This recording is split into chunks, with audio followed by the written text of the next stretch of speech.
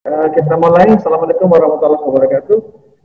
Selamat pagi Intanas, dan pagi ini kita dalam sebuah diskusi yang sangat luar biasa. Mohon maaf ini terjadi kesalahan teknis pagi ini karena tiba-tiba ada kendala teknis di kantor, di studio, dan kita mulai inspirasi bisnis pagi ini, dan alhamdulillah juga ini live stream di YouTube-nya TV Intani. Baik rekan-rekan kita semua, pagi ini kita akan diskusi dan berbagi pengalaman bagaimana kita menjalankan dan meraup untung, mengupuk untung dari peternak puyuh. Bersama kita sudah ada Kang Guntur Subagja, selaku Ketua Umum Intani, yang akan memberikan pandangan tentang bagaimana prospek bisnis di era pandemi seperti ini, khususnya di sektor peternakan dan pertanian. Dan telah hadir juga di kesempatan ini rekan kita, sahabat kita semua, guru kita semua, Dr. Selamat Suryadi, pakar pemberdayaan dan pakar pengembangan puyuh di Indonesia. Selamat pagi Kang Guntur dan Kang Selamat. Ya, selamat pagi Pak Sigit. Baik, terima kasih. Masih dibuka nanti juga partisipan yang lain. Dan untuk kali ini, untuk kesempatan kita, sebagaimana kita pahami, pandemi telah berdampak terhadap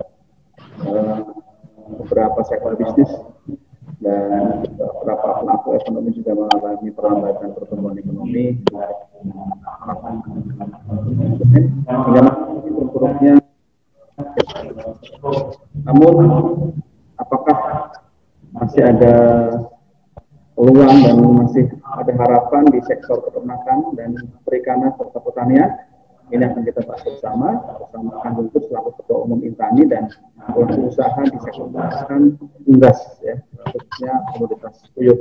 Baik, Intani semua, kita awali dengan pandangan umum tentang kondisi perekonomian Indonesia, khususnya di sektor pertanian, perikanan, dan peternakan. Ke Kang Guntur Subagja selaku Ketua Umum Intani, kami persilakan.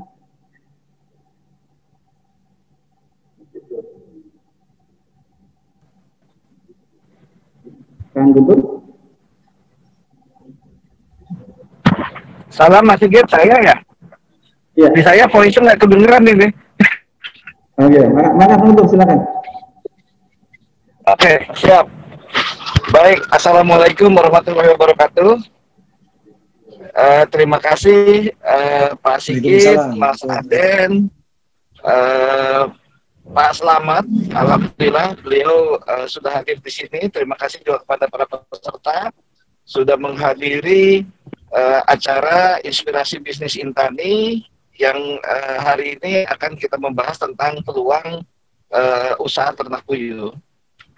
Kegiatan ini diinisiasi oleh Intani dengan harapan bisa menginspirasi Bapak Ibu, para masyarakat Indonesia, para petani dan peternak, peluang-peluang bagaimana kita mengembangkan ketahanan pangan, pertanian, peternakan, dan perikanan, khususnya di tengah pandemi.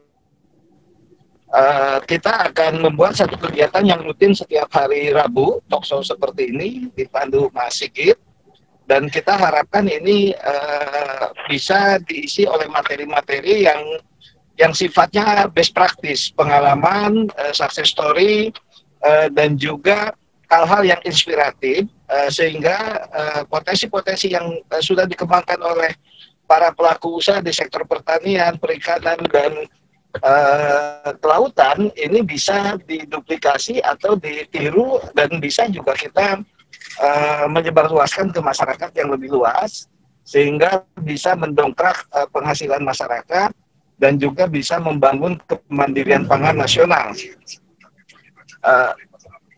Seperti yang kita ketahui, saat ini memang di tengah pandemi ini, data BPS menunjukkan satu-satunya sektor yang tumbuh dalam pertumbuhan perekonomian nasional Indonesia adalah sektor pertanian, perikanan, dan peternakan.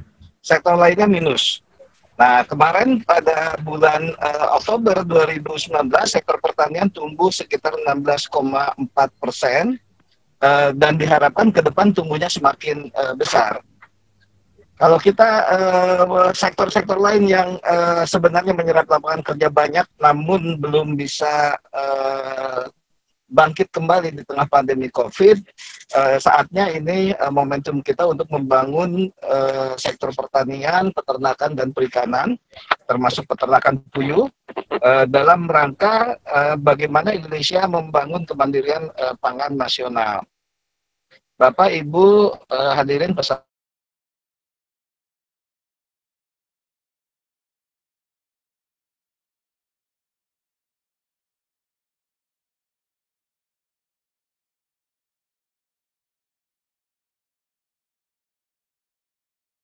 seperti jeruk Mandarin nggak ada di kita, ini tidak berpengaruh atau tidak menimbulkan gejolak. Inilah peluang usaha, peluang kemandirian pertanian nasional, bagaimana di tengah pandemi COVID ini kita bangkit dan bisa membangun kemandirian nasional secara tertata dengan baik. Pertumbuhan ekonomi nasional kita pada bulan Juni minus 5,5 dan kemarin bangkit menjadi minusnya 3, sekian. Ini salah satunya dan memang satu-satunya yang mendorong adalah sektor pertanian. Kita berharap bagaimana kita bisa mampu memanfaatkan momentum ini dan pengalaman-pengalaman yang dilakukan oleh anggota-anggota Intani dan juga pelaku usaha di sektor pertanian dalam arti luas lainnya bisa di-sharing dalam forum inspirasi bisnis Intani ini, dan ini akan menjadi satu forum, satu wadah yang sangat menarik dan interaktif dan juga bisa ditindaklanjuti setelah diskusi ini. Terima kasih pada Pak Slamet Wuryadi yang hari ini meluangkan waktunya untuk menjadi narasumber dan sharing kepada masyarakat Indonesia. Dan alhamdulillah selain lewat Zoom ini juga dibuat live streaming di YouTube-nya Indonesia Review, yang tentu ini bisa ditonton kapan saja. Jadi kalau ada yang nggak sempat ikut live hari ini, berikutnya bisa cari materi yang dibahas hari ini di YouTube-nya Indonesia Review yang kerjasama dengan Intani. Terima kasih juga kepada tim panitia yang menyiapkan kegiatan ini. Kita berharap ini menjadi awal dari langkah Intani yang tidak hanya berdiskusi tentang wacana dan hal-hal makro, tetapi bisa langsung ke action dan bahkan setelah ini bisa ditindaklanjuti dengan action program pengembangan usaha-usaha yang berbasis masyarakat yang bisa memberikan nilai tambah dan manfaat, terutama untuk meningkatkan penghasilan dan daya beli masyarakat. Itu mungkin sedikit pengantar diskusi hari ini dari saya. Semoga diskusi hari ini bisa memberikan manfaat buat semua dan semoga kita selalu mendapat lindungan Allah Subhanahu wa taala, kita selalu dilindungi kesehatan dan kesuksesan dalam berbagai aktivitas. Terima kasih. Wabillahi taufiq wal hidayah. Wassalamualaikum warahmatullahi wabarakatuh. Silakan Mas Sigit dilanjutkan. Ya. Waalaikumsalam warahmatullahi wabarakatuh. Terima kasih Kang Guntur, luar biasa sekali menyemangati di kesempatan pagi ini bahwa dalam kondisi pandemi beberapa sektor mulai melambat dan pertumbuhan ekonomi juga menurun. Namun ada kebahagiaan kita bahwa sektor pertanian mendorong support kontribusi terhadap pertumbuhan ekonomi nasional kita.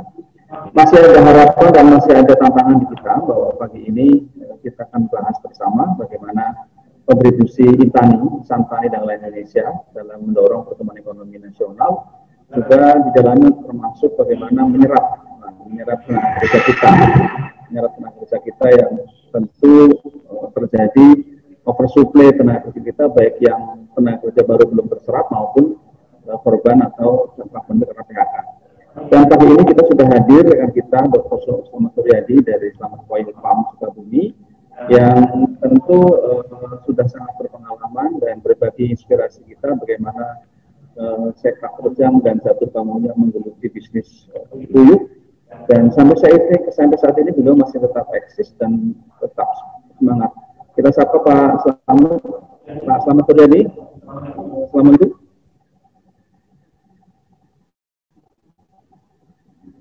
Mohon di-unmute dulu. Dan Assalamualaikum Kang Slamet, Mas Slamet, Pak Slamet. Ya.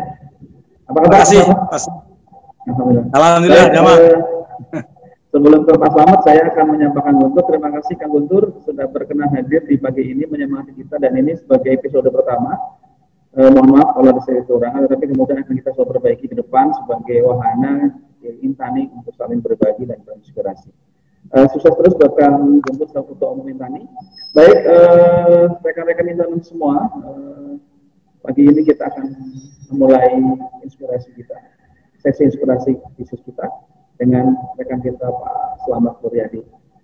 Monggo Pak Slamet, saya beri kesempatan kita sama-sama untuk siap mendengarkan dan menimba ilmu dari Pak Slamet. Baik, terima kasih. Bismillahirrahmanirrahim. Semoga share materi saya bisa sambil dipersiapkan oleh Bu Nadia. Terima kasih. Bismillah. Assalamualaikum warahmatullahi wabarakatuh. Semangat pagi, Sampurasun, Kang Guntur, Kang Sigit, yang sangat luar biasa sekali dan memberikan amanah kepada saya. Dalam hal ini materi pertama untuk sharing diskusi, semoga yang akan kita bawakan nanti mampu menjadi bahan pemikiran buat kita semua.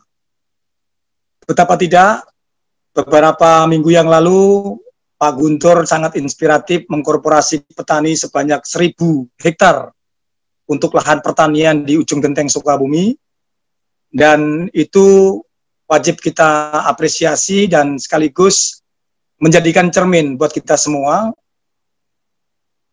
Bisnis pasca pandemi COVID-19 ini tidak boleh berhenti, terutama sektor pertanian. Tadi Pak Guntur sudah menyampaikan walaupun minus 5,5%, kemudian bisa naik lagi 3, sekian, dan di dalamnya juga ada kontribusi peternakan. Betapa tidak, Bapak Ibu yang saya banggakan, saya hormati, hari ini peternakan puyuh yang saya nahkodai seluruh Indonesia, dari Sabang sampai Merauke, yang berpopulasi 14,8 juta ekor menurut statistik Dirjen Peternakan,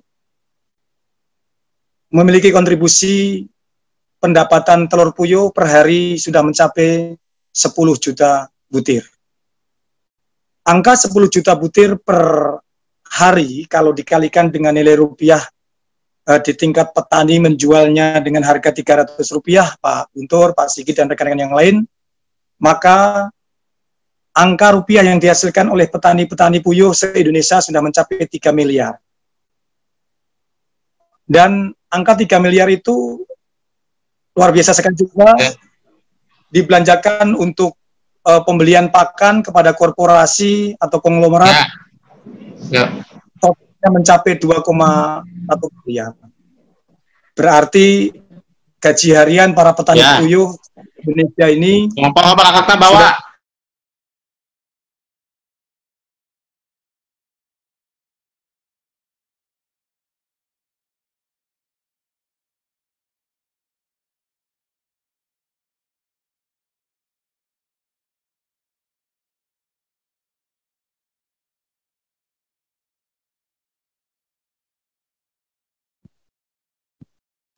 Moodnya diaktifkan, Pak.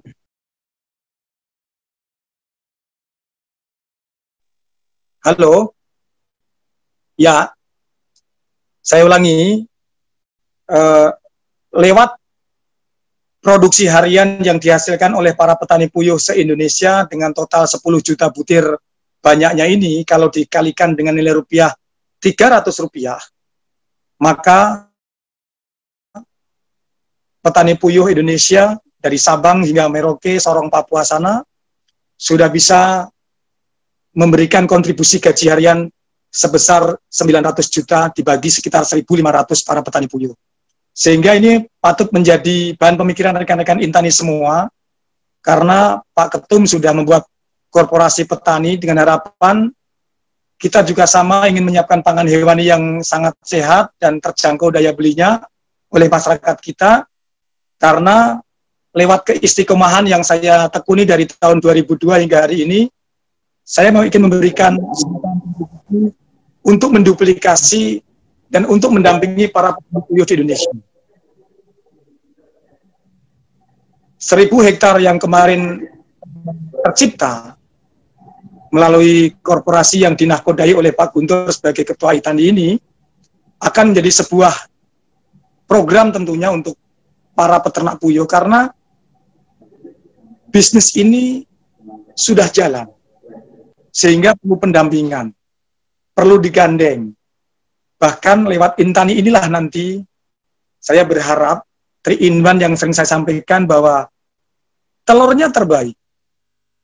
Jadi kalau hari ini ada pendoliman bahwa katanya telur puyuh kolesterolnya tinggi, itu sesuatu yang harus kita luruskan bersama lewat forum yang sangat berbahagia ini. Betapa tidak. Ini, telur ayam ini,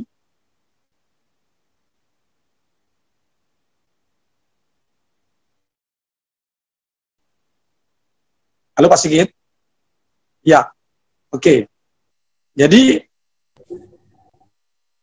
dapat kita lihat logo yang saya sebelumnya, ya, mohon izin, ini gambar Q-nya kuail ini adalah dalam bahasa Jepangnya atau bahasa Latinnya ini adalah puyuh. Di mana di tengahnya huruf Q itu tidak hanya sekedar tato telur puyuh, tapi merupakan peta pulau di Indonesia, sahabat-sahabat saya semua. Di mana di Kepulauan Lingga, Sorong, di Bangka Belitung, di Sulawesi, Kalimantan, dari sepanjang Lampung hingga Aceh, Kalimantan, NTT, NTB, Sorong, Papua, yang tadinya populasi puyuhnya hanya di bawah 1%, sekarang lewat tangan kami, populasinya sudah mencapai 14,8 juta ekor. Dan ini merupakan kebanggaan buat kita, bahwa mutiara terpendam endemik asli milik Indonesia ini sangat luar biasa sekali. Jadi di bawahnya Selamat Quail Farm, saya memberikan kata-kata al-barakah, semoga ini bisa menjadi berkah buat kita semua, karena puyuh merupakan mutiara terpendam endemik asli milik Indonesia. NKRI banget. Next.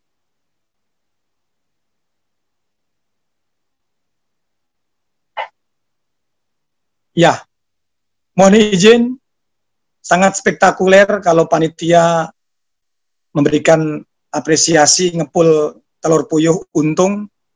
Di bawahnya ini, saudara-saudaraku yang saya banggakan, saya memberikan sebuah tagline, dalam waktu 45 hari mampu mengentaskan kemiskinan. Ini sangat cocok sekali buat para penggiat-penggiat BUMDes yang ada di Indonesia, di mana kalau saya perhatikan hari ini, nyaris belum ada yang bergaji harian. Jadi semoga dengan gaji harian inilah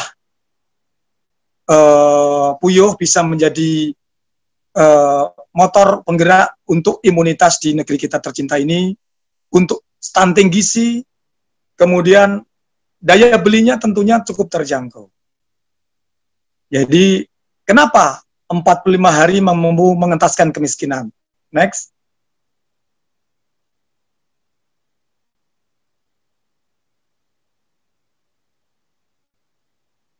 Ya, tentunya sebelum poin ini barangkali Bu Nadia, sebelumnya barangkali ada satu hal.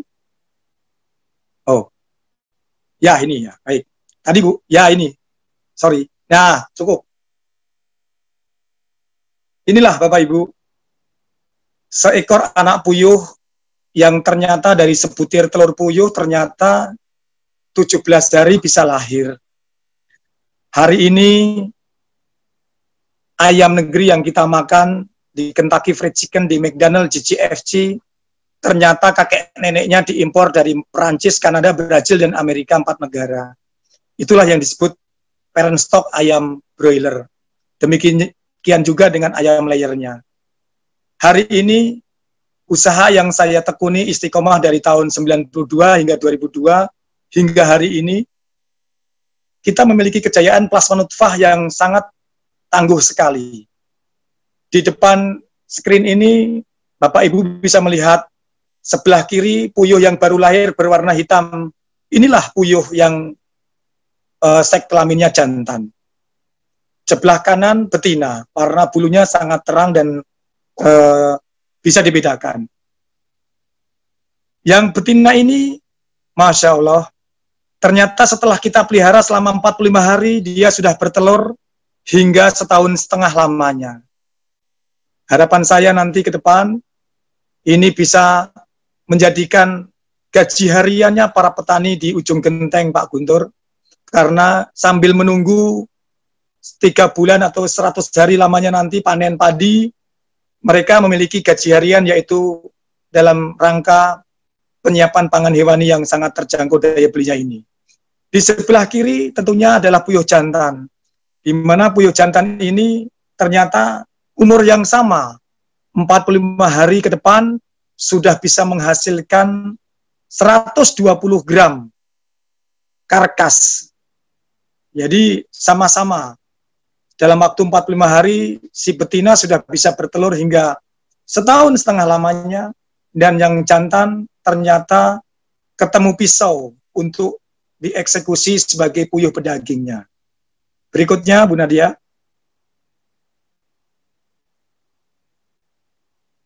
Nah, inilah saudara-saudaraku yang saya banggakan, 45 hari ke depan puyuh ini sudah memiliki telur yang akan dicetak sebagai amunisi untuk gaji hariannya para petani kita. Berapa lama? Setahun setengah atau 18 bulan lamanya. Ini merupakan hewan yang adaptif sekali karena dipelihara di ujung gunung yang dingin sekalipun dengan daerah dataran tinggi sangat cocok. Kemudian dipelihara di pinggir pantai, pantura, yang deburan ombak pantai terdengar. Tentunya sangat panas iklimnya, juga sangat adaptif. Ini merupakan hewan yang kita klaim sebagai endemik asli milik Indonesia. Berikutnya, kalau kita bandingkan tadi, satu butir telur puyuh dengan postur berat 120 gram dihasilkan 12 gram. Maka telur puyuh memiliki kontribusi 10% dari tubuhnya. Sementara bebek ini yang beratnya sekitar 3 kilo memiliki telur yang hanya beratnya 60 gram saja. Terus lanjut.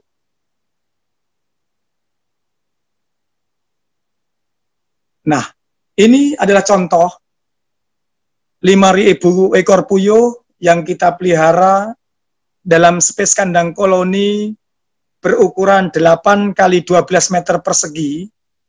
Ini bisa menampung 5.000 ekor dan hanya dipekerjakan satu operator kandang dari jam 8 pagi, insya Allah jam 11 sudah selesai, dan itu hariannya seperti itu terus. Jadi kalau kita punya aktivitas harian yang tidak menyita waktu, inilah rangkaian prototipe kandang atau sangkar yang saya desain, sudah mampu membuat tingkat efisiensi yang sangat tinggi sekali karena satu operator kandang mengerjakan 5.000 ekor. Tentunya seorang petani dengan memiliki yang di hadapan Bapak Ibu ini 5.000 ekor dengan produktivitas telur 80%, insya Allah bila mana mengikuti standar operasional prosedur dari kami akan mendapatkan nilai kontribusi gaji bersih tidak kurang dari Rp400.000 per hari. Sudah dipotong pakan, dipotong biaya listrik, tenaga kerja, depresiasi, dipotong zakat malnya, dipotong dengan herbalnya. Maka petani puyuh dengan memiliki space lahan 8 kali 12 meter, 100 meter persegi ini, dengan tingkat pekerjaan 2 hingga 3 jam lamanya per hari, maka dia memiliki gaji bersih tidak kurang dari Rp400.000 per hari. Silakan rekan-rekan Intani, Anjang Sono, silaturahmi untuk belajar lewat pertemuan yang berbahagia ini. Bila mana ada calon peternak maupun peternak yang sudah melakukan kegiatan ekonomi lebih dahulu untuk menyamakan standar operasional prosedur, silakan silaturahmi. Tidak dipungut biaya serupiah pun untuk Anjang Sono untuk menginap, untuk beredukasi di tempat kami, karena kami ingin memberikan ini sebagai bekal, sebagai penerus-penerus selamat-selamat yang lain di Indonesia. Lanjut.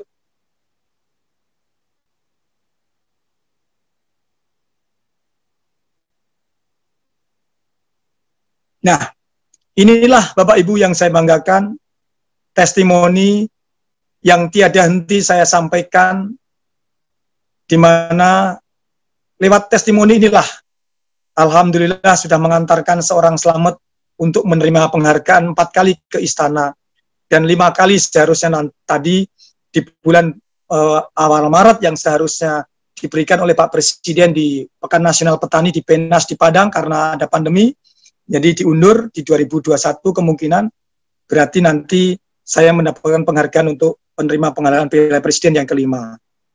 Inilah testimoni yang ingin saya sampaikan kepada rekan-rekan se-Indonesia, betapa ada sebuah peluang yang bisa dipertanggungjawabkan dan dipertanggunggugatan untuk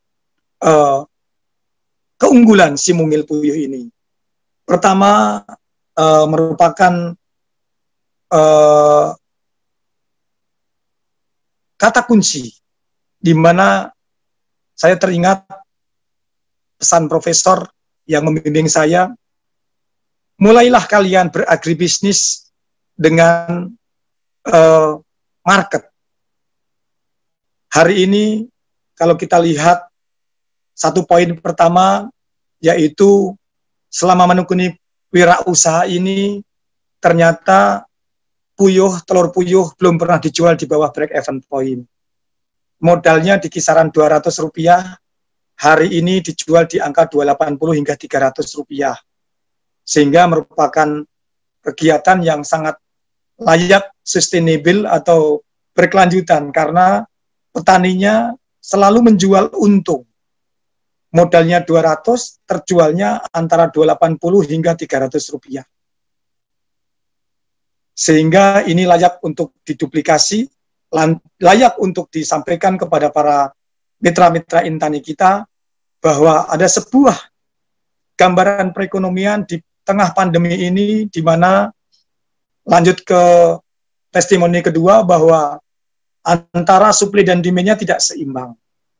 Hari ini 3 provinsi di Indonesia, Pak Sigit, Pak Guntur, dan rekan-rekan yang saya banggakan, saya harus memenuhi 3 pasar 16,5 juta untuk Jawa Barat, hingga ke Priangan Timur di sana, di Banjar, perbatasan Jawa Tengah, Jawa Barat, memenuhi kebutuhan untuk DKI, dan memenuhi kebutuhan untuk Banten. Totalnya pelanggan setia kita minta sampai 16,5 juta, dan baru bisa kita penuhi 3,5 juta butir banyaknya.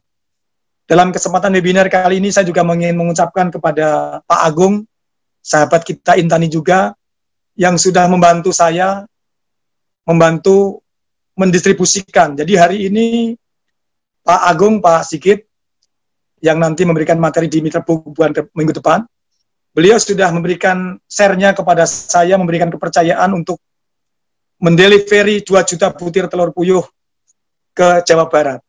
Jadi terima kasih Kang Agung, semoga rencana kita tetap berjalan lancar, karena beliau lewat tangan beliau inilah 2 juta butir telur puyuh dari Jawa Timur sudah didatangkan menuju Jawa Barat ke pelanggan setia kita.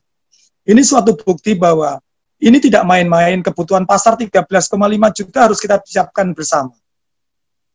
Yang ketiga, tentunya ini adalah sesuatu yang sangat silent seharusnya, karena konglomerasi belum masuk ke dalam ranah wirausaha puyuh. Harapan saya, puyuh ini benar-benar dipelihara oleh para petani kita, oleh para peternak kita, sehingga menjadi tagline untuk Intani ke depan bahwa lewat peternakannya inilah bangga menjadi tuan rumah di negeri sendiri.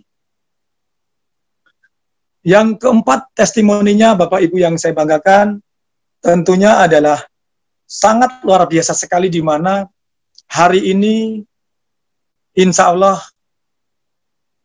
penjualan dari para petani kepada para pedagang masih diberikan dengan pembayaran secara tunai.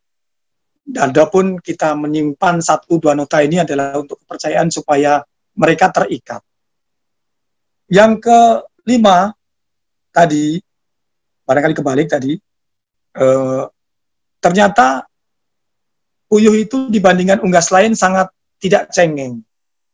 Jadi penyakit yang sering kita lihat di perunggasan kita ini sampai 14 macam banyaknya untuk unggas ayam dan kawan-kawannya. sementara puyuh hanya 2, yaitu Newcastle disease dan H5N1, tapi tidak ada. Saat ini penyakitnya hanya esiden saja. Mereka kanibal, mereka tergencet, atau mereka diinjak temannya, sehingga terjadi morbiditas atau kemeranakan. Jadi, puyuh ini sangat adaptif, luar biasa sekali, dan dipelihara dimanapun sangat cocok. Berikutnya, tadi saya sampaikan di slide tadi, sangat minim dalam penggunaan lahan dan waktu kerjanya, di mana space 8 kali 12 meter, insya Allah bisa ditempati sebanyak 5.000 ekor puyuh dalam satu koloni kandang bertingkat. Lanjut.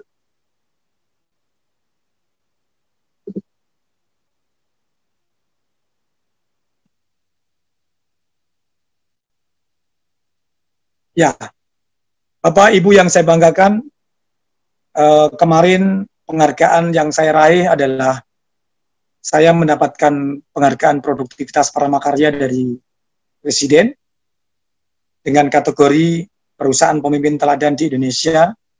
Next. Inilah kontribusi buah karya saya, tentunya atas doa restu dari teman-teman dari Intani semua. Terus, ya, diberikan oleh Ibu Menteri Ketenagakerjaan, dan mohon doa restunya juga. Hari ini buku karya saya sedang diberikan pengantarnya oleh beliau. Semoga bisa menjadi penyumbang kontribusi buat tenaga-tenaga kerja di Indonesia. Yang harapan saya banyak tenaga TKW dari Indonesia yang bekerja di luar negeri pulang ke Indonesia membawa modal dan membawa sebuah inspirasi untuk saya dampingi, karena mereka juga pahlawan-pahlawan devisa yang beberapa testimoninya sudah saya buat di daerah-daerah Jawa Tengah dan Jawa Timur. Terus, rekor Indonesia di 2015 barangkali sudah pernah saya raih, gerakan makan telur puyuh terbanyak di Indonesia. Harapan saya nanti bersama Intani, saya ingin mencetak atau mengkorporasi petani dalam satu koloni bertingkat, supaya nanti petani puyuh melalui rekor muri ini kita mencoba untuk mengkorporasi para petani dengan kontribusi yang tadi saya sampaikan sebanyak 3 miliar per hari pendapatan kotornya. Next. Rekor dunia juga saya raih dengan penghargaan makan telur puyuh terbanyak di dunia secara serentak. Ini juga merupakan apresiasi dalam bentuk ingin menyampaikan betapa tidak tadi telur puyuh yang dikatakan terdolimi karena kolesterolnya tinggi. Sayalah satu-satunya orang di Asia yang memiliki sertifikatnya yang dibuktikan secara sah di UGM, di Sukovindo, di government-nya, di Balitnak, di Kementerian Pertanian, di BPPT, serta di Sukovindo, serta di Embryo Food Laboratory. Next. Nanti tolong diingatkan waktunya Pak Sigit, barangkali terlalu banyak. Ini nanti kita lebih ke diskusi. Ya, next. Nah, inilah. Baik, ini adalah titipan pesan yang diberikan oleh profesor saya, yaitu Ibu Profesor Sumiati. Betapa tidak, kita lihat ternyata rasio omega 3 dan omega 6 ini adalah terbaik di antara unggas-unggas yang lain. Jadi ini sudah di jurnal internasional bahwa ternyata rasio omega 6 dan omega 3 dalam telur unggas itu puyuh menduduki porsi terbaik. Masya Allah. Di mana 7,1 dipegang oleh ostrich, yaitu burung unta, pigeon, kemudian bebek dan ayam. Pigeon ini adalah unggas angsa ya. Jadi 5,6. Semakin omega 6-nya dan omega 3 terbaik, itu adalah rasionya paling rendah. Masya Allah. Ini hal-hal yang tidak tersampaikan kepada masyarakat Indonesia barangkali Pak Sigit. Yang nanti melalui tangan-tangan Intani inilah kemarin rekan-rekan untuk mencoba Intani memiliki gerai yang akan menjadi potensial, tentunya akan saya share dulu pasca panennya supaya nanti nyambung dulu satu frekuensi, satu level bahwa ini adalah karya terbaik anak bangsa. Next. Nah, ini adalah hoax. Kita bisa lihat kandungan kolesterol pada makanan yang diterbitkan oleh General Hospital Singapura menunjukkan angka bahwa nilai kolesterolnya paling tinggi di urutan nomor 44, yaitu di bawah otak babi, di pantang, Masya Allah.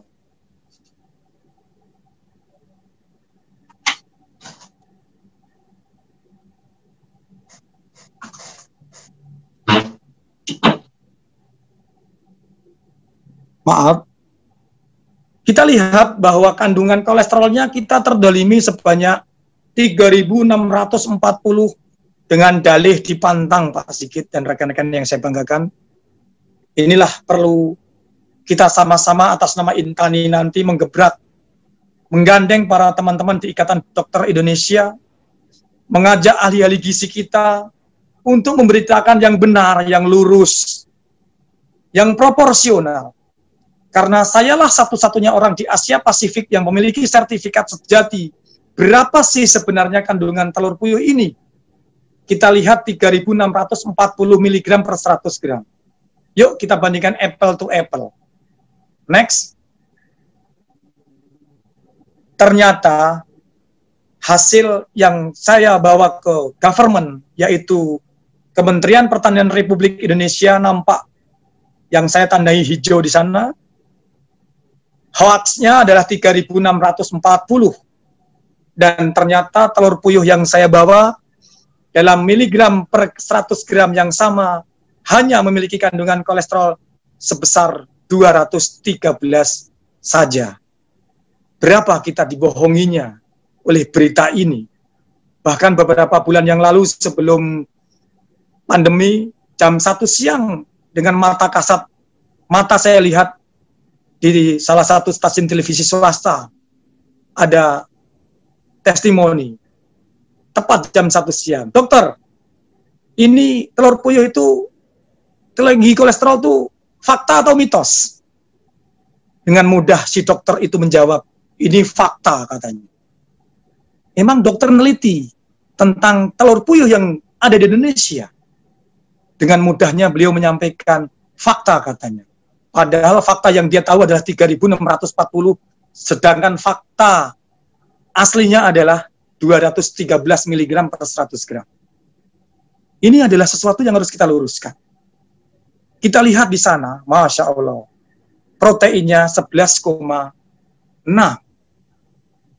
Kemudian dengan lemak hanya 2,28.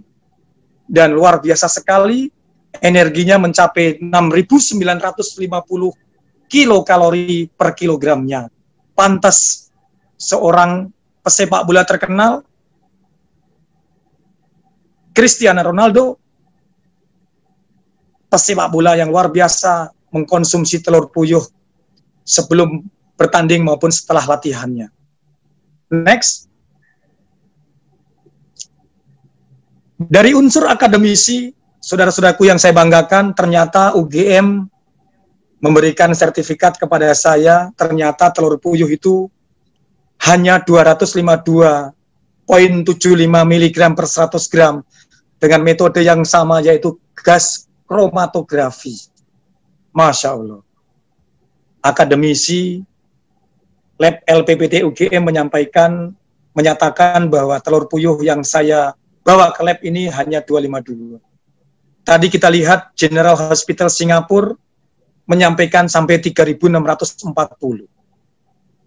Ini adalah sesuatu yang sangat luar biasa sekali. Next. Ya, ini adalah Lab Embryo Food Laboratory, di mana ini dinahkodai oleh Profesor Dr. Winugroho. Ternyata telur puyuh hanya memiliki kandungan protein yang tetap unggul dibandingkan yang lain dengan kandungan omega 3, omega 6, omega 9, yang tinggi semua dibandingkan unggas-unggas yang lain. Bahkan kalau kita lihat rekan-rekan yang saya banggakan, karbohidratnya 0. Seleniumnya sebagai pencerdas otak sangat tinggi dengan salmonella yang negatif. Jadi kenapa saya ikutkan lab ini menjadikan salmonella menjadi bahan referensi, karena yang namanya omega 3, omega 6 dan 9 itu tentunya dengan perebusan di atas 60 derajat dia akan tidak terpakai, atau mungkin hanya tersisa berapa persen yang menjadi omega 3. Makanya ke depan saya berambisi, mungkin karena makan telur puyuh mentah itu belum populer di Indonesia, jadi saya cantumkan di situ salmonellanya negatif. Syarat menjadi prasyarat kalau kita mau mengkonsumsi telur mentah apapun itu, dia harus bebas salmonella. Dan saya sudah mengawali lab ini, mengawali riset ini, ternyata salmonella yang ada di telur puyuh negatif. Next. Bapak Ibu yang saya banggakan, satu-satunya koran yang mainstream adalah kompas.com. Alinea pertama berbunyi, kompas.com ini, berbahagialah penduduk Indonesia. Telur puyuh bisa didapatkan dengan mudah dengan harga relatif murah. Di kawasan Eropa Barat dan Amerika Utara, telur puyuh dianggap sebagai makanan mewah. Padahal telur mungil itu memiliki dan manfaat segudang banyaknya. Dengan berat 10 hingga 12 gram, satu butir telur puyuh berisi banyak unsur yang dibutuhkan agar tubuh menjadi sehat. Nilai gizi telur puyuh 3 hingga 4 kali lipat, Masya Allah, dibandingkan dengan telur ayam yang memiliki berat 50 hingga 70 gram. Jadi telur puyuh mengandung 13 protein dan ayam hanya 11. Telur puyuh mengandung 140 mg unit gram vitamin B11, B1 dan dibandingkan dengan ayam yang hanya 50. Nah, ini adalah berita yang harus kita publish bersama. Dan di bagian terakhir tentunya kolesterolnya itu adalah kolesterol baik, tetapi dibalikkan menjadi kolesterol jahat. Ini adalah sesuatu yang sangat inspiratif, pemberitaan-pemberitaan yang harus kita lawan menjadi sebuah kekuatan bersama. Next. Kita lihat juga di detik.food.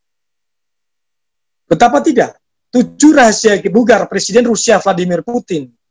Ternyata Putin itu setiap pagi rahasia bugar sarapannya adalah mengkonsumsi cottage keju, kemudian ngemil telur puyuh, dan salah satunya adalah mengkonsumsi madu. Ini adalah merupakan 7 rahasia bugar Presiden Rusia Vladimir Putin. Kenapa tidak? Di kita hanya mengkonsumsi telur puyuh hanya sebatas anak-anak kecil, remaja, dan kalangan menengah ke atas sangat takut mengkonsumsinya. Padahal kolesterolnya hanya 200 mg per 100 gram, dibandingkan hoaxnya mencapai 3.640.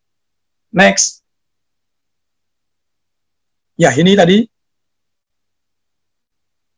Cristiano Ronaldo yang saya sampaikan, bahwa ternyata Cristiano Ronaldo ini mengkonsumsi telur puyuh yang tenggelam untuk dikonsumsi dalam bentuk mentah sebelum latihan maupun pasca latihannya. Ini adalah sesuatu yang inspiratif, di mana kalorinya tadi kita lihat, kalorinya mencapai 6.950 kilogram kalori per kilogram.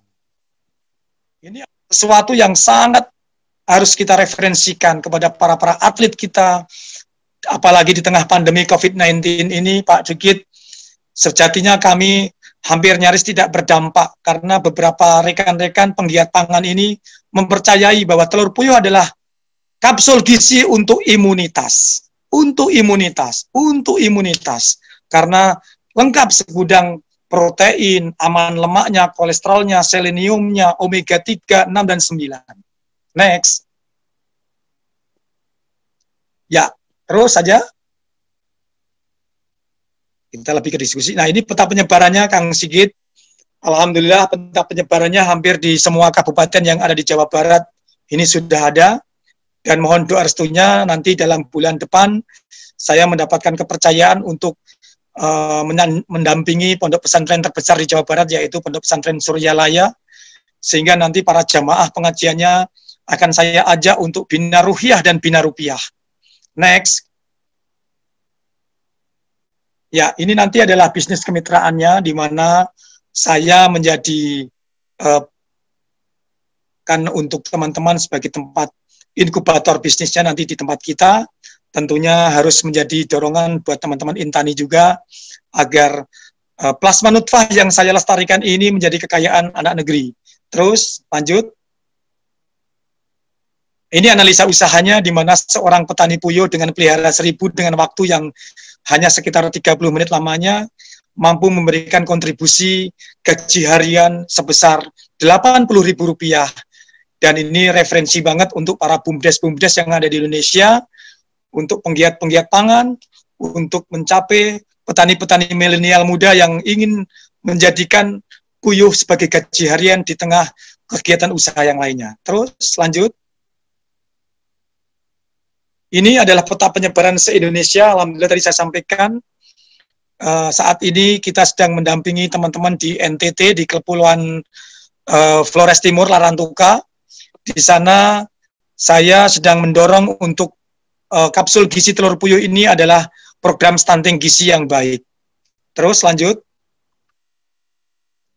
Ini adalah kuliner kita yang akan mengisi gerai Intani nanti di Jakarta. Saya sampaikan ini dulu, bahwa ini adalah satu box isi 30, dan ini merupakan telur premium, telur rendah kolesterol. Expirednya saya jamin bisa di atas 15 hari. Lanjut. Sudah saya kemas sedemikian rupa sehingga sangat safety dibawa konsumen kemanapun, dibawa naik apapun, saya traveling manapun juga sudah sangat safety. Terus lanjut. Ini kita bisa lihat di kuliner Jakarta, kuliner Kota Tua Jakarta, ini adalah kuliner yang cukup populer. Dengan Rp5.000 kita jajan mendapatkan ceplok telur puyuh yang di atasnya ditaburi dengan saus maupun mayones. Ini ada di Kota Tua Jakarta yang sangat laris sekali. Dia menghabiskan tidak kurang dari 3.000 butir telur puyuh tiap hari Sabtu dan Minggu. Terus, ini adalah bakso puyuh juara 1 Jawa Barat, SK Gubernur Jawa Barat, di mana berbahan baku daging puyuh. Karena sapi hari ini mahal, saya tidak percaya, saya hampir nyaris meragukan kalau jualan bakso dengan harga hari ini sapi Rp124.000 per kilo, kita disuguhi dengan harga satu mangkok bakso cuma Rp10.000. Tentunya ini adalah olahan bakso kita yang nanti menghiasi gerainya Intani di Jakarta. Sebagai reseller seluruh Indonesia, saya yakin tidak kalah dengan lapang tembak Senayan, ini kualitas nilai rasa tesnya. Terus, ini adalah olahan di mana tadi saya ambil filet dagingnya, ternyata tulangnya saya manfaatkan sebagai stik tulang puyuh, dan sangat ranum sekali, sangat rangu. Di sampingnya juga ada stik dari telur puyuh keju. Kompetitornya ada di Alfamart, di mana 60 gram dia jual dengan harga 16.000, ini 100 gram dengan harga 20.000, sangat recommended. Terus, ini adalah hidangan yang ada di Hokben. Kalau kita lihat di Hokben, nilai rupiah per satu piece Hoka Bento Ekado ini sudah mencapai di atas 4.500. Insya Allah, tekado yang saya buat ini, saya padukan dengan telur puyuh dan luarnya surimi yang dibalut dengan sagu kita, karena sagu Indonesia sangat luar biasa sekali. Kemarin beberapa hari yang lalu saya mengikuti seminar sagu, ternyata sagunya Indonesia ini totalnya hampir, kalau dibuat ngasih makan orang se-dunia itu cukup ternyata. Tetapi kita hari ini masih membelikan belanja tepung terigu kepada negara-negara luar yang totalnya tidak kira-kira banyaknya per tahun. Dan ini adalah perpaduan antara telur puyuh yang dibalut dengan surimi ikan dan sagu kita. Terus, Ini juga abon puyuh yang sempat mewarnai di Carrefour seluruh Indonesia sudah masuk. Terus, ya, itu 30 menit ke depan saya menemani teman-teman semua.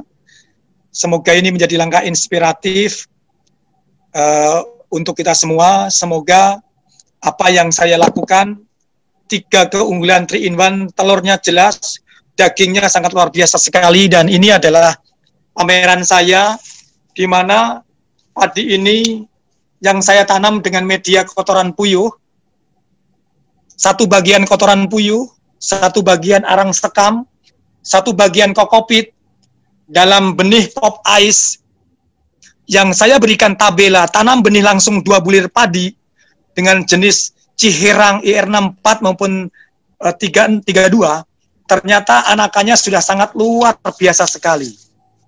Dan ternyata pada 2,5 bulan dia sudah menghasilkan bulir-bulir padi seperti ini. Ini adalah tanaman yang saya kembangkan di atas mina padi saya. Ini adalah 3-in-1 yang ketiga yang ingin saya buktikan kepada rekan-rekan bahwa telurnya jelas, dagingnya jelas, dan kotoran puyuh merupakan kohit terbaik. Pernah saya bawa ke laboratorium lab tanah IPB Bogor, ternyata kualitasnya di atas guano. Guano itu kelelawar. Dan kotoran puyuh sangat luar biasa sekali, sehingga akarnya kalau kita tanam di sawah paling akarnya sekitar 10 sentian, akarnya di sini sudah mencapai hampir 30 senti, sehingga unsur hara yang terpenuhi akan luar biasa sekali. Ingat, 1 malai ini dari kotoran puyuh ini menghasilkan 175 bulir padi. Dalam 1 pop ice gelas ini terdapat 40 malai. Maka tidak kurang 7.000 bulir padi yang akan dihasilkan dari inovasi seorang Slamet Wuryadi. Kalau kita lihat di depan pekarangan kita memiliki 500 polybag seperti ini, saya yakin Indonesia berketahanan pangan. Saya yakin Indonesia berkedaulatan pangan. Saya yakin Indonesia berkecukupan pangan dari pangan organik ini. Saya berikan kotoran puyuhnya free. Silakan diambil ke Sukabumi. Itu Kang Guntur yang bisa saya sampaikan, langkah inspiratif ini buat rekan-rekan se-Indonesia. Semoga ini bisa dicontek. Ini bisa ditiru. Karena saya yakin seorang petani milenial di saat hari ini kelangkaan calon penerus petani, inilah yang bisa saya sampaikan. Petani modern, petani yang ingin maju, karena kita sebentar lagi menyambut bonus demografi di Indonesia, dan Indonesia dijadikan sebagai kepercayaan para dunia internasional pangannya kepada kita. Wabillahi taufik wal hidayah. Wassalamualaikum warahmatullahi wabarakatuh. Assalamualaikum warahmatullahi wabarakatuh. Terima kasih Mas Slamet Wuryadi, luar biasa, sangat menginspirasi. Dari aspek pencerahannya banyak ya, edukasi tentang kandungan nutrisi, kemudian dari aspek bisnisnya sampai pada aspek budidayanya yang sangat luar biasa. Mas, pada kesempatan ini kita masih ada waktu hingga 30 menit ke depan sampai jam 10.30. Ruang inspirasi bisnis Intani ini akan kita buka untuk diskusi, tanya jawab. Boleh silakan yang mau bertanya untuk raise hand, kita bisa langsung berdiskusi di sini atau melalui kolom chat. Dan sebagai informasi, memang kita di studio kita persiapkan sebagai Intani Fresh. Intani Fresh ini yang akan menyajikan berbagai macam baik dari komoditas pangan, multikultur, ternak, dan perikanan. Baik, Intan, siapa yang mau bertanya? Ini Pak Slamet, saya memancing diskusi kita. Saya sangat tertarik sekali ya, bahwa ternyata 500 dengan 5.000 ya, berarti 12 kali 8 itu kan hanya sekitar 96 meter persegi ya. Itu populasinya 5.000 ekor, itu berarti sangat efisien menurut saya dengan 1 orang kerja yang merawatnya gitu ya. Dan ini dari aspek secara bisnis kan ini kan sekitar berapa? 200 rupiah Pak ya, 200 rupiah produksinya mampu menghasilkan revenue kira-kira dengan harga Rp380 per butirnya. Ini sangat tinggi sekali rasio. Saya sendiri memang menikmat telur puyuh, terutama kalau di sambal puyuh. Biasa. Baik, rekan-rekan semua, silakan yang mau bertanya, saya atau di kolom chat. Pak Selamat, mohon maaf, ini kan Bapak ini sudah di apa ya? Saya baru, mohon maaf, saya baru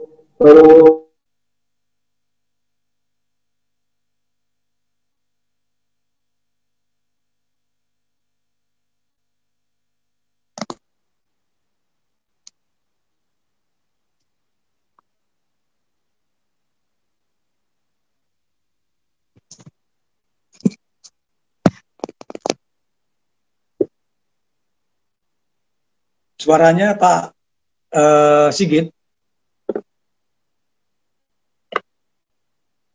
Mau maaf, internetnya agak down. Baru memahami sekali bahwa ternyata puyuh itu endemik Indonesia ya. Betul. Endemik Pak ya. Kalau penyebarannya asli, kepulauan mana Pak kalau penyebaran utamanya Pak?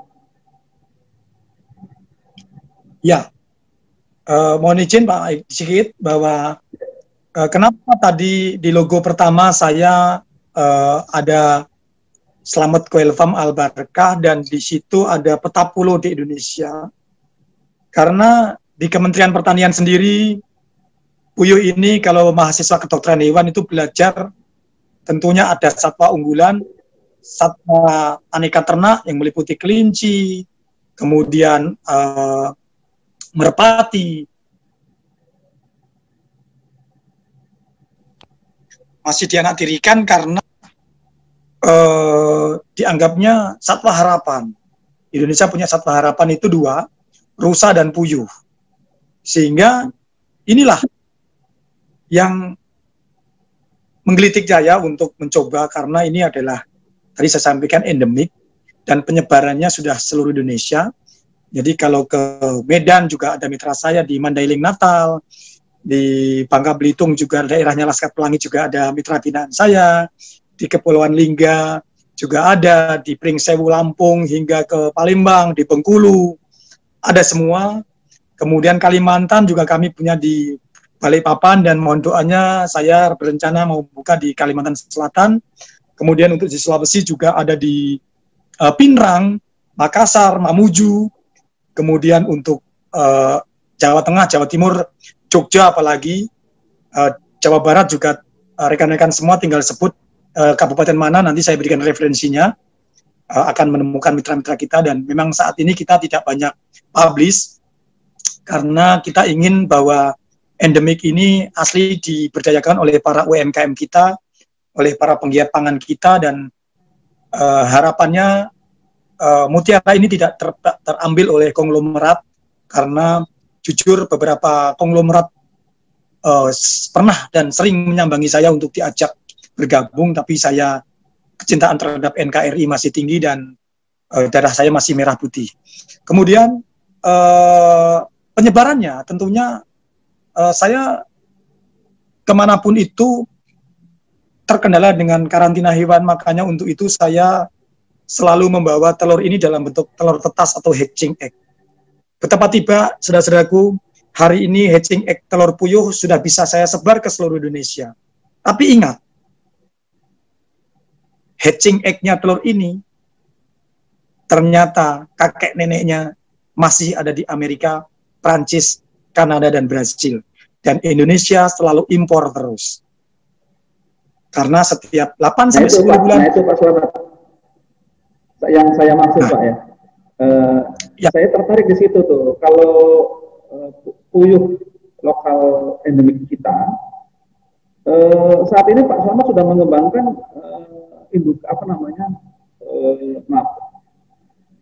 bibit yang asli atau sudah hibridisasi Pak? Ya, yang hibrida itu saat ini harus yang disebar kepada para petani Pak. Nanti pelestarian plasma nutfah ini benar-benar terkontrol dengan baik, dan kami dan bersama rekan-rekan yang lain sedang mendorong standar nasional Indonesia untuk puyuh. SNI-nya pun baru dibikin di tahun ini, Pak Sigit. Sementara SNI kan saya bikin, ini ada sertifikatnya itu 2003. 2003 itu saya sudah membuat SNI pakan. Memang pakan puyuh ini sangat spesial dan tidak perlu didramatisir seperti pakan-pakan ayam lainnya yang harus impor tepung ikan, jagung dari Amerika, bungal kedelai dari Amerika, kemudian MBM. Tapi ternyata setelah saya riset 3 komoditas yang ada di negeri kita, yaitu jagung, tepung ikan dari Muncar, Pacitan, Banyuwangi, serta dedak padi di rice mill kita, ternyata sangat bisa diandalkan. Hanya formulasinya aja yang harus kita mainkan, begitu. Jadi puyuh ini sebenarnya lokal banget pemberdayaannya itu. Jadi kami bisa sampaikan tadi kalau nanti Pak Guntur berkenan untuk mengkorporasi petani puyuh, itu cash flow harian untuk belanja pakan kami se-Indonesia itu 2,1 miliar. Sayang sekali dibelanjakan kepada konglomerat semua, Pak. Nah, kami udah riset. Kami memiliki 2 sarjana peternakan di sini, yaitu dari insinyur pakannya, yang senantiasa riset terus. Ternyata banyak pakan-pakan alternatif seperti Indigo Vera yang dikembangkan oleh Profesor Dr. Luki Abdullah, kemudian oleh Magot juga. Ini adalah temuan-temuan yang sangat inspiratif, yang ternyata bisa mengcombine yang harusnya di laut dibawa ke darat, tepung ikan ini, ternyata di darat pun juga bisa buat dari maggot, begitu. Ya, menarik sekali, inspiratif. Baik teman-teman, silakan yang mau bertanya, berdiskusi lebih lanjut. Bagaimana juga di sini Pak Slamet bersedia sekali berbagi ilmunya, termasuk bagaimana melakukan kolaborasi usaha, perusahaan. Ini juga menarik. Pak, di farm. Saya sedang di farm, kalau teman-teman berkenan untuk shoot, saya perlihatkan sebentar gambaran 5.000 ekor itu yang terdekat dengan saya. Silakan. Nah, ini biar nanti ada contoh dan gambaran bahwa kita bisa lihat terdekat. Ini contoh telur puyuh yang sudah didistribusikan oleh rekan kita, Pak. Ini support dari Pak Agung. Ini tadi malam datang dari Jawa Timur telurnya. Ini telur-telur puyuh, Pak. Ini sebentar lagi akan ke customer kita. Ini jual dibagi-bagi. Nah, ini gerai kita tadi. Ini saya sedang mengembangkan bawang putih lokal dan bawang merah lokal juga, Pak. Ini telur puyuh kita. Nah, kita ingin lihatkan bagaimana sebutir telur puyuh yang tadi bisa lahir dalam waktu 17 hari.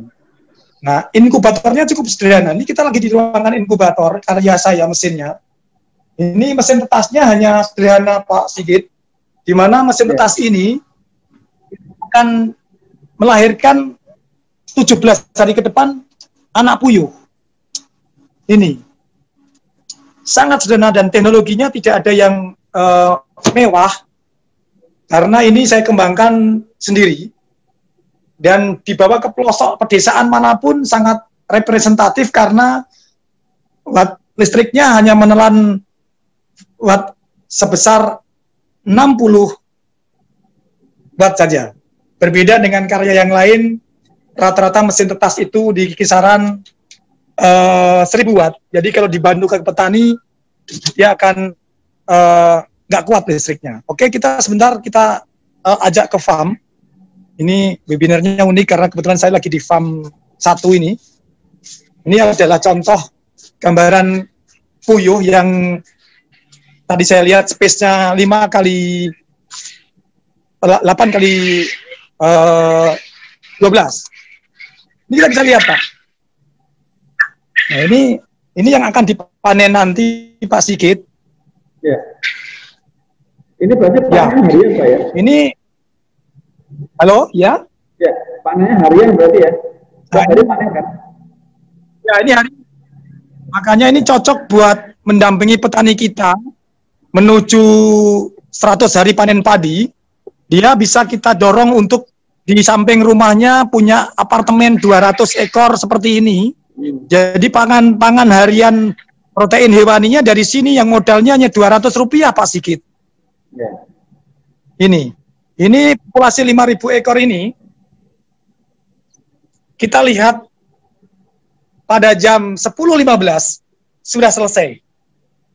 Sudah tidak ada aktivitas. Pekerjaan memberikan pakan, pekerjaan membersihkan kotoran, memberikan minum, dan ini panen besok Pak, telurnya ini buat besok. Hariannya, jadi yang tadi udah diambil. Collectingnya pagi ini, nanti distribusinya besok ya? Ya, collectingnya pagi, distribusinya besok gitu ya? Ya. Itu kalau dari 5.000, satu koloni 5.000 itu Pak, itu satu hari bisa berapa butir ya? Insya Allah strain jenis ini tidak kurang dari produktivitas 80%, Pak Sigit, sehingga menghasilkan 4.000 butir telur puyuh segar, sehingga sampaikan ke teman-teman bahwa gaji hariannya kalau kita punya space tadi, Pak Sigit udah punya gaji 400.000 per hari. Itu sebenarnya. Baik. 12 juta ya. Luar biasa. Ya. Modal investasi awal berapa? Investasi awal untuk 5.000 berapa? Tadi di analisa sudah saya sampaikan. Ya. 1.000 per 1.000 ekor. Jadi dibagi. Mau 500 ekor boleh, mau ekor pun boleh. Jadi berangkatnya dari pelan-pelan dulu aja Pak Sigit.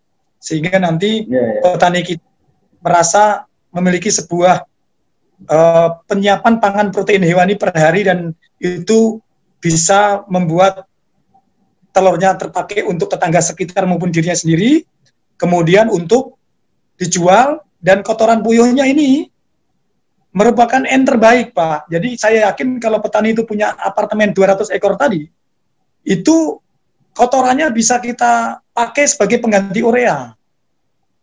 Buktinya padi saya tadi kan sangat luar biasa sekali ininya, hasilnya.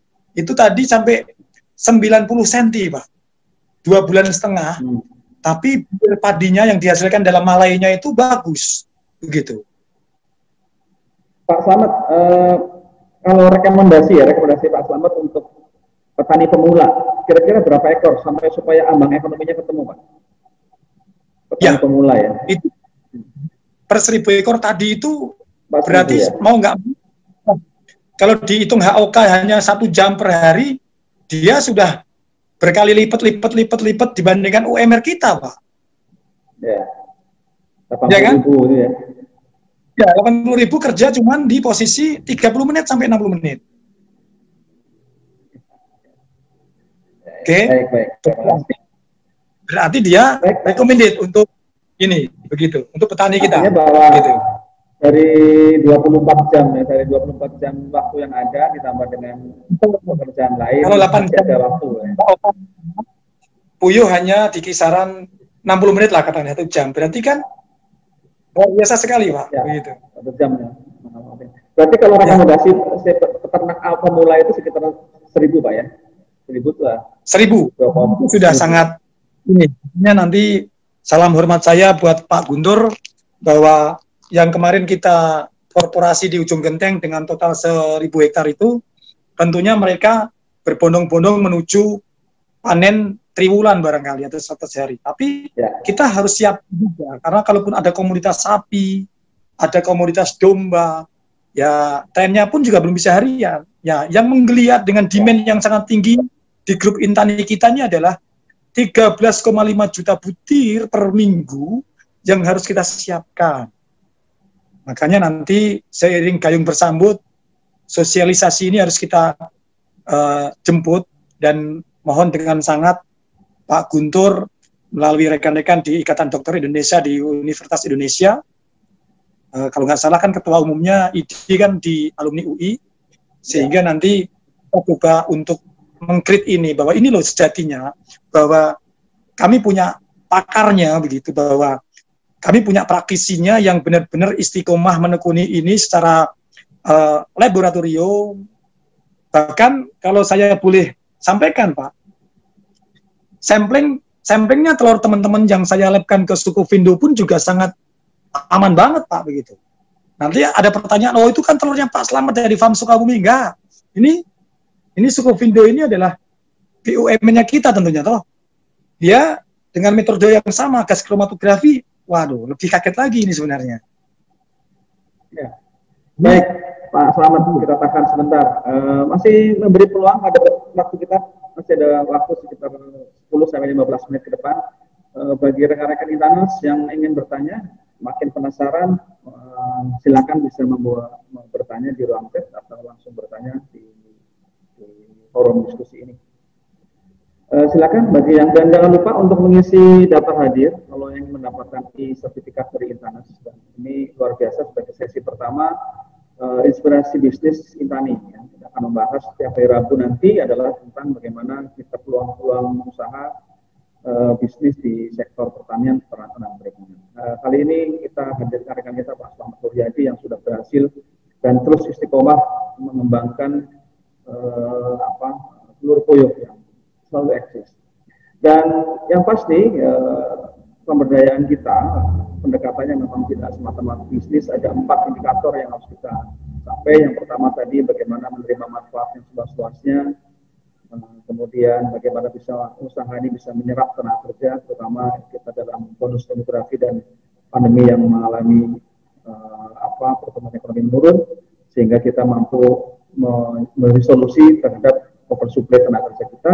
Kemudian meningkatkan kesejahteraan peternak, petani, dan nelayan kita, dan yang terakhir adalah kontribusi mewujudkan ketahanan pangan dan nutrisi bangsa kita. Ini 4-4-nya sudah di-cover oleh Pak Slamet Muryadi, ini luar biasa. Ya, sudah jangkauannya sangat luas, kemudian menyerap tenaga kerja, meningkatkan kesejahteraan peternak, sampai pada kecukupan nutrisi bangsa. Ya. Saya kepikiran tadi bahwa kenapa atlet kita kok kurang kalori ya, padahal suplai kalorinya, sumber kalori kita banyak sekali. Gitu. Harusnya kita Pak Slamet nanti kita harus sama-sama sinergi dengan bagian nutrisi atlet supaya bisa mensuplai ya, seperti Cristiano Ronaldo itu. Baik teman-teman semua, saya di sesi penghujung saya sangat tertarik Pak menggelitik ini sesi terakhir, ini sesi yang mungkin bisa memberikan gambaran kepada kita. Kalau sekarang kan saya mengenal Pak Mas Slamet ini sudah jadi doktor, sudah dapat penghargaan 5 kali presiden, dari presiden 5 kali dan sebagainya, dan sudah mampu. Nah, saya pengen tahu Pak, seperti apa sih Pak Slamet 20 tahun lalu gitu? Bisa kira-kira, tapi jangan pengen nangis Pak. Kalau mau nangis saya tisu dulu dari sekarang Pak. Ya silakan Pak. Gimana? Ya, memang terima kasih Pak Sigit. Semoga ini menjadi sekaligus penutup sesi ini ya barangkali, karena udah jam 10 lebih. Prinsip saya tentunya dididik oleh orang tua saya dengan 7 bersaudara waktu itu. Datang ke Sukabumi hanya berbekal baju 4, celana 4, uang Rp175.000. Kami berangkat dari dan kuliah di IPB, mendapat panggilan PMDK itu ya salah satu yang menjadi kebanggaan saya, karena saya sejatinya diterima di Akademi Perawatan Semarang. Jadi saya dulu kalau melihat medis itu senang karena bapak saya meninggal di rumah sakit, jadi saya ingin membantu banyak orang begitu. Itu sebenarnya filosofi saya. Bapak saya meninggal waktu saya kelas 2 SMP, dan saya melihat peran medis ini luar biasa. Jeripayahnya, apalagi sekarang di tengah pandemi barangkali ya. Garda terdepan, tapi kami pun petani, peternak juga garda terdepan juga, karena kalaupun ada medis, nggak ada penyedia pangan juga nggak bisa ya Pak Sigit ya. Nah, akhirnya kami kuliah, mendapatkan kesempatan di IPB, dan kebetulan pelajaran puyuh itu 1 semester. Ya, karena waktu itu berangkat dari keprihatinan, saya mencoba membantu kakak-kakak penelitian itu menjualkan beberapa komoditas, entah susu, entah telur ayam negeri, entah bebek, telur itik begitu ya. Nah, kebetulan pada saat kita berjualan dengan teman-teman ke pasar itu selalu ditanyakan, ada telur puyuhnya enggak? Gitu. Ada telur puyuhnya enggak? Nah, dari situlah akhirnya saya selepas dari kuliah itu, kebetulan saya dipercaya oleh Pak Dr. Rahmat Pambudi sebagai mentor saya, sebagai senior saya, dan itulah sebenarnya yang menginspirasi perjalanan 10 tahun dari 92 hingga 2002 dan saya akhirnya memutuskan untuk membuat semacam kemitraan pekerjaan antara inti dan plasma. Memang unik sekali Pak Sigit, apa yang saya gelurakan adalah teman-teman tidak boleh meniru saya copy paste, tapi terkecuali diawali dengan silaturahmi dan mencontek langsung ke farm saya, Pak. Ini adalah unik. Beberapa paten mungkin sudah saya dapatkan barangkali, tapi paten ini saya sedekahkan. Karena kalau Bapak Ibu Anjang Sono ke tempat kami, kalau hal ini tidak disampaikan kepada yang lain, seperti halnya Pak Sigit menerima informasi ini bahwa kolesterolnya terbaik, kalorinya terbaik, proteinnya terbaik, lemaknya terendah, kohenya terbaik juga, dagingnya terbaik mengalahkan salmon sekalipun. Kemudian Pak Sigit nggak nyampaikan ke yang lain, akan saya tegur Pak Sigit begitu. Jadi begitu tadi saya lihat teknologi tempat guna kita senjata seperti itu, ya kan semudah itu prototip sangkar yang kadang-kadang di lapangan teman-teman asal-asalan naruh puyuhnya, yang disalahkan puyuhnya padahal prototip sangkarnya yang salah. Dia tidak bisa makan dengan jangkauan tepat, nggak bisa minum dengan tepat, nggak bisa bertelur dengan menggelinding bagus, rapi begitu. Ini semua sudah saya ciptakan, tinggal duplicate, contek, dan nggak mungkin teman-teman saya ajak melalui lubang yang sama, saya ajak melalui polisi tidur yang sama, dan saya ajak ke tanjakan yang sama. Enggak, karena krisis ekonomi waktu mendera ini, kami kerepotan di pakan karena waktu itu Indonesia impor pakan terus, sehingga dampaknya naik. Nah, tapi seiring dengan jalannya waktu, ternyata kita tidak tinggal diam dan riset pakan, karena pakan ini memegang peran 80% dari kos total produksi, maka kami buat sendiri sekarang. Nah, jadi intinya prinsip kita, Pak Sigit, jadilah kita sebuah akar. Akar menyampaikan, menyalurkan makanan ke pohon, ke dahan, ke ranting, ke bunga, ke buah. Tetapi sang pohon tidak pernah terkadang melihat akarnya. Dan yang saya lakukan ibarat sebuah akar. Saya ingin kuat menjadikan para milenial di Indonesia menjadi selamat-selamat yang lain untuk penyumbang pangan yang berketahanan, yang berkedaulatan pangan. Karena puyuh tidak cengeng, puyuh sangat bottom up. Tolong Pak Sigit lihat yang top down mana yang sustainable. Tapi puyuh yang saya nahodai diberikan amanah oleh Kementerian Pertanian sebagai Ketua Umum Asosiasi Peternak Puyuh se-Indonesia hingga tahun ini, sudah 2 periode, mampu mencetak populasi yang tadi saya sampaikan sebanyak 14,8 juta ekor.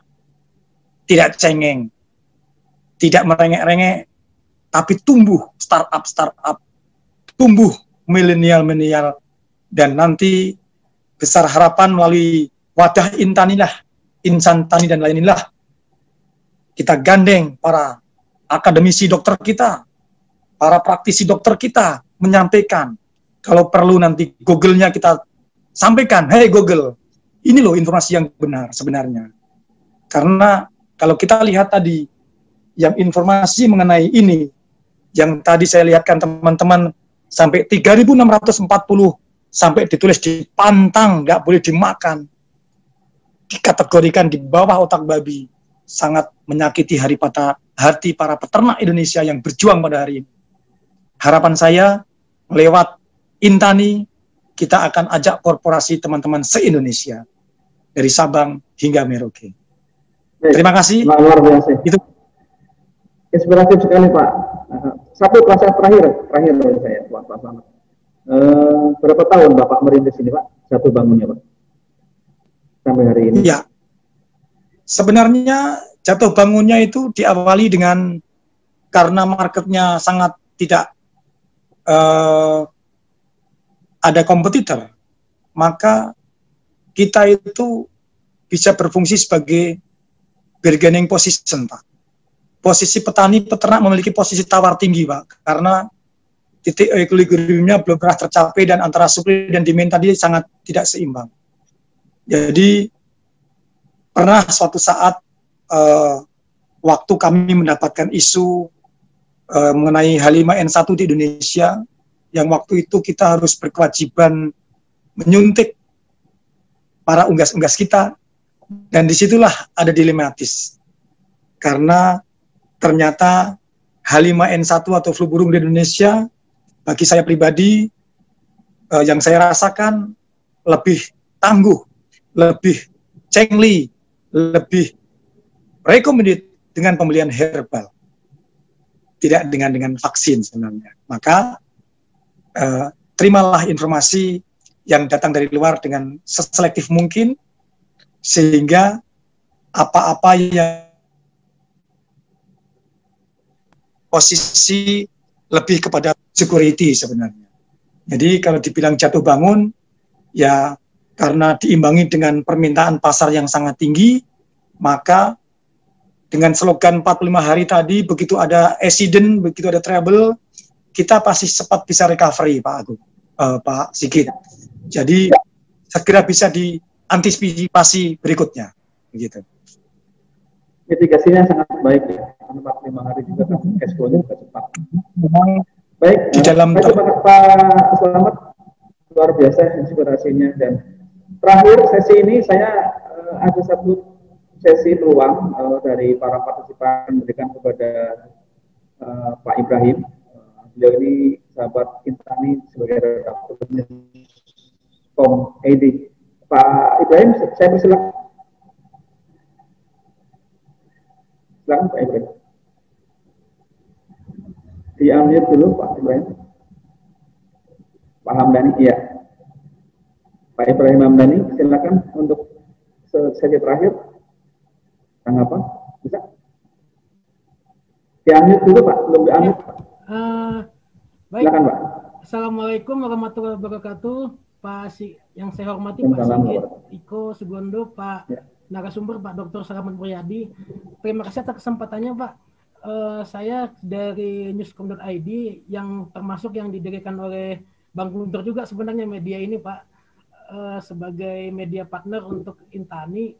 Mohon maaf, maksudnya webinar ini sebenarnya ingin ini aja dari beberapa paparan yang Bapak yang paparkan tadi, menarik tentang persoalan kandungan kolesterol di dalam telur puyuh. Nah mungkin ini perlu peran media juga yang cukup signifikan untuk menginformasikan kepada masyarakat tentang kandungan kolesterol di dalam telur puyuh ini, Pak Sigit dan Pak Selamat. Mungkin nanti saya juga akan mencari data-data yang memadai dan istilahnya dapat dipercaya oleh publik gitu tentang informasi seputar kandungan kolesterol ini, karena menarik sekali Pak untuk diinformasikan. Nah, pengalaman pribadi juga terkait dengan telur puyuh ini Pak Sigit dan Pak Selamat, kan masyarakat Indonesia ini termasuk saya, kita terbiasa sekali dengan kalau makan nasi kuning itu Pak ya, pas acara selamatan atau acara ulang tahun, itu biasanya lauknya telur puyuh itu Pak. Tapi memang karena ada informasi kolesterolnya tinggi, ini jujur kadang-kadang saya juga agak ragu ini Pak, makanya mungkin perlu diinformasikan secara masif gitu ya kepada publik. Itu saja barangkali Pak Sigit dan Pak Selamat, terima kasih banyak atas kesempatannya. Insya Allah nanti saya juga, karena memang menjadi media partner dalam acara ini, akan membuat beritanya di newscom.id Pak. Terima kasih. Assalamualaikum warahmatullahi wabarakatuh. Waalaikumsalam. Terima kasih Pak Ibrahim Hamdani. Ya, saya sepakat sekali ya peran media untuk dapat menyampaikan tadi yang diberikan kabar baik oleh Pak Selamat ya, baik inspirasinya maupun yang penting adalah edukasi melawan hoax-nya, gitu ya, melawan hoax-nya. Ya, saya kira baik ya, saya tunggu kiprah media terutama Pak Ibrahim Hamdani ya untuk segera menyampaikan kepada publik, dan materinya kan sudah jelas sekali bahwa Pak Selamat Muryadi juga tidak hanya sekedar pandangan pribadi, tapi ada didasari oleh naskah akademik dan hasil laboratorium yang terpercaya ya, dari UGM, dari IPB, dari yang lainnya. Saya pikir itu saya sangat pendapat sekali. Dan saatnya kita bangkit dari penurunan dan perlambatan ekonomi, kita kembangkan sektor peternakan ini dan pertanian lebih masif lagi, dan insya Allah kita akan segera bangkit. Terakhir Pak Slamet menyampaikan hal sebagai penutup, silakan Pak Slamet, 1 menit. Di-unmute, penelitian. Oh ya, unmute Pak, di-unmute dulu, mohon di-unmute. Pak Slamet di-unmute. Silakan Pak Slamet di-unmute dulu. Ya, baik. Mengapresiasi Pak Ibrahim, semoga langkah yang tadi Bapak sampaikan menjadi sebuah PR kita bersama, bahwa ternyata kita itu sudah kaya dengan khas kuliner dari kakek nenek moyang kita sebenarnya. Jajanan khas Cianjur katakanlah, yang namanya bubur ayam juga tusukannya itu telur puyuh dari zaman dulu. Betul. Kemudian kita melihat yang namanya angkringan di Jawa Tengah, Jawa Timur, Jogja itu juga sudah cukup familiar kuliner ini. Bahkan mendekati Jawa Barat kita lihat nasi jamblang Cirebon itu kalau nggak ada telur puyuhnya mungkin barangkali belum disebut nasi jamblang barang. Betul Pak. Ya, jadi ini satu yang betul kata Pak Ibrahim tadi, kita sampaikan juga berita ini secara santun, secara proporsional tanpa melukai teman-teman kita yang sudah lebih dulu menekuni bisnis ini. Karena ini sejatinya kan 5 kali lipat dari telur yang saya sedang kembangkan sebenarnya, kandungan kolesterolnya. Tapi kenapa kami yang didiskreditkan gitu loh, maksudnya itu. Sementara yang lebih besarnya 5 kali lipat dari ini kolesterolnya, nggak pernah diusik begitu maksudnya itu. Tapi kenapa kita konsumsi dalam bentuk omelet, dadar, ceplok, kemudian kue, bahkan ini juga lebih tinggi sejatinya ayam kampung ini juga, tapi juga nggak pernah diapa-apain, bahkan kita berani makan dalam bentuk mentah, untuk jamu dan lain sebagainya. Ini hampir 6 kali lipat dari yang 200 tadi Pak, ini besarnya. Tapi kita juga nggak pernah menyampaikan berita ini bahwa ayam segini loh, kalau nggak di dalam forum yang saya banggakan ini. Semoga ya tetaplah, karena penduduk Indonesia ini kan 267 juta jiwa, dengan populasi puyuh baru 14,8, ini kan populasinya baru 5%. Kami bukan merupakan kompetitor buat kalian semua sebenarnya, kan begitu. Jadi ini kan, jadi jangan saling ini tanpa berita, tanpa jurnal, tanpa riset, tahu-tahu menjustifikasi kalau itu dipantang kan juga nggak fair dong. Ini kan perlu berita yang santun begitu Mas. Betul ya. Ya ditanya Pak Ibrahim Pak Sigit, kita percayakan ke beliau, dan kalau perlu nanti kita ambil sampling terupdate di bulan Januari 2021 sehingga nanti bisa dipertanggungjawabkan kepada masyarakat Indonesia. Saya siap. Nanti telurnya juga kita lekkan, dagingnya kita lekkan, kohenya atau kotoran punyanya juga nanti akan wow banget dibandingkan urea kita begitu. Terima kasih. Baik, ya tidak ada bubur Cianjur kalau tidak ada sate puyuhnya, sate telur puyuhnya seperti itu. Pertanyaan banyak sekali. Nanti kita akan berikan ruang. Nah, sampai ketemu hari Rabu, dan kita akan berikan beberapa nomor kontak ya untuk bisa berdiskusi lebih lanjut dengan Pak Slamet. Pak Slamet, kalau mungkin kita bisa diulangi lagi para peserta di mana lokasi yang bisa dikunjungi Pak Slamet tadi, Anjang sononya? Ya.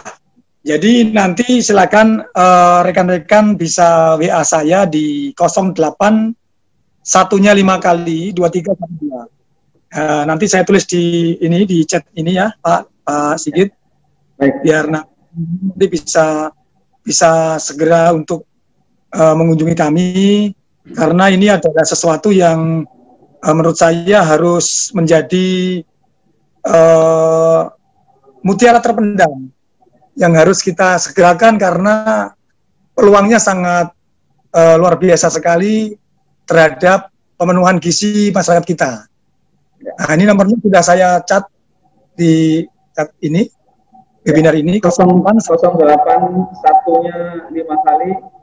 Sorry, 08 1-nya 5 kali 2312. Enggak, 2312. Ya, 2312. Sorry. 2312, baik. Baik.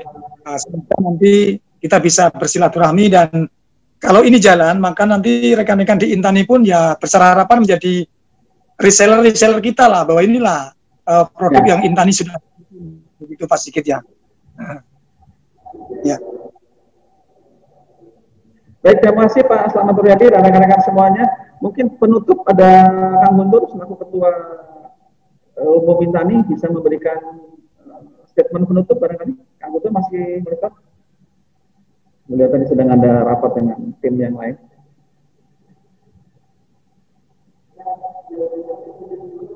Oh ya, dia sedang ada ini.